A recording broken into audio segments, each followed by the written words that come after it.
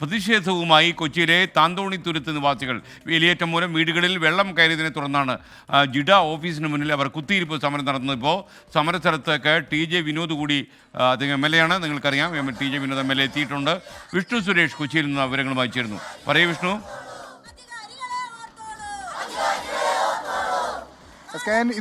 ഇന്ന് വെളുപ്പിന് മുതൽ ആരംഭിച്ച സമരം ഇപ്പോഴും തുടരുകയാണ്. അവരുടെ ഒരു ആവശ്യം കുറേ നാളുകളായി അവർ മുന്നോട്ട് വെക്കുന്നുണ്ട്. ഏകദേശം 20 വർഷത്തിലധികമായി ഈ ഔട്ടർ ബണ്ട് നിർമ്മാണം വേണമെന്ന് പറയുന്നു. പക്ഷേ അതിലൊരു തീരുമാനം ഉണ്ടാകുന്നില്ല. പലതവണ ഉറപ്പുകൾ നൽകുന്നു, ആ ഉറപ്പുകൾ ലംഘിക്കപ്പെടുന്നു. ഇന്നലെ വലിയ വേലിയേറ്റം ഈ പ്രദേശത്ത് താന്തോന്നിത്തുരുത്തിൽ ഉണ്ടാകുന്നു. അങ്ങനെ വീടുകളിലേക്ക് വെള്ളം ഇരച്ചെത്തുന്ന അതായത് ജീവൻ പോലും അപകടത്തിലാകുന്ന ഒരു ഘട്ടം ഉണ്ടാകുന്നു. അങ്ങനെയാണ് അവർ വീട് വിട്ടിറങ്ങി പ്രതിഷേധവുമായി ഈ ഓഫീസിന് മുൻപിലേക്ക് എത്തിയിരിക്കുന്നത്. നിലവിൽ പ്രതിഷേധം ആരംഭിച്ച് ഏകദേശം 8 മണിക്കൂർ പിന്നിടുമ്പോൾ TJ വിനോദ് MLA ഈ സമരത്തിന്റെ ഭാഗമായി എത്തുകയാണ്. കുറെ വർഷങ്ങളായുള്ള ഒരു പ്രശ്നമാണ്. ഉറപ്പുകൾ നൽകിയതാണ്, ഇപ്പോഴും പാലിക്കപ്പെട്ടിട്ടില്ല. അല്ല, യഥാർത്ഥത്തിൽ 2012 ഔട്ടർ ബണ്ട് നിർമ്മിക്കുന്നതിന് വേണ്ടി 6 കോടി രൂപ അനുവദിച്ചതാണ്. നാളിതുവരെ ഓരോ തടസ്സങ്ങൾ പറഞ്ഞ് ഈ നിർമ്മാണ പ്രവൃത്തി നടക്കാതെ പോയി. ഇപ്പോൾ ഇറിഗേഷൻ ഡിപ്പാർട്ട്മെൻറ്റ് ഇതുമായി ബന്ധപ്പെട്ട് 5 മീറ്റർ വീതിയിൽ ഒരു ഔട്ടർ ബണ്ട് നിർമ്മിക്കുന്നതിനുള്ള നടപടികൾ ടെൻഡർ ചെയ്ത് വർക്ക് അവാർഡ് ചെയ്ത് നിൽക്കുകയാണ്. അപ്പോഴാണ് CRZ-ന് NOC വേണമെന്നുള്ള നിർദ്ദേശം വന്നത്. കഴിഞ്ഞ 8 മാസമായി CRZ-ന്റെ NOCക്ക് വേണ്ടി പല റിപ്പോർട്ടുകൾ കൊടുത്തുവെങ്കിലും ഓരോരോ തടസ്സങ്ങൾ പറഞ്ഞ് എൻവയറമെൻ്റൽ എഞ്ചിനീയർമാർ ഇത് മാറ്റിവെച്ചുകൊണ്ടിരിക്കുകയാണ്.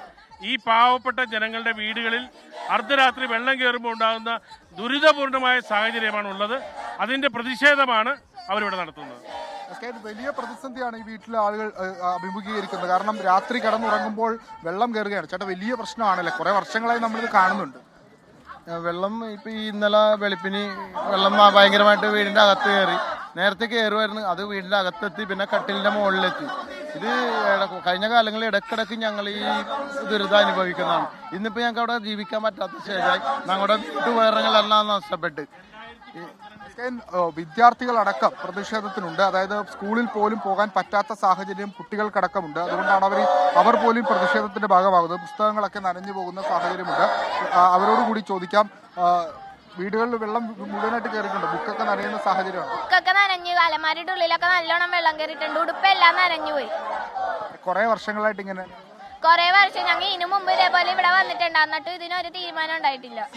വീട്ടിലൊക്കെ വെള്ളം കയറി അലമാരയുടെ അടിത്തട്ട് വരെയൊക്കെ മുങ്ങി.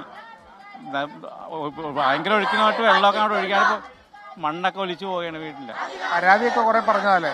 പരാതി ഒരുപാട് പറഞ്ഞിട്ട് എന്താ പറയൽ മാത്രമേ ഉള്ളൂ. ഇത് കേട്ട് അങ്ങോട്ട് കളയുക. ഞങ്ങൾ അവിടെയൊക്കെ വെള്ളത്തിൽ കിടന്ന് ഒഴുകണേ. എന്തെങ്കിലും ഒരു ആശ്വാസം ഇല്ലാണ്ട് ഞങ്ങൾക്ക് അവിടെ ജീവിക്കാൻ പറ്റില്ല. ഔട്ടർ ബണ്ട് വേണം ഞങ്ങൾക്ക്.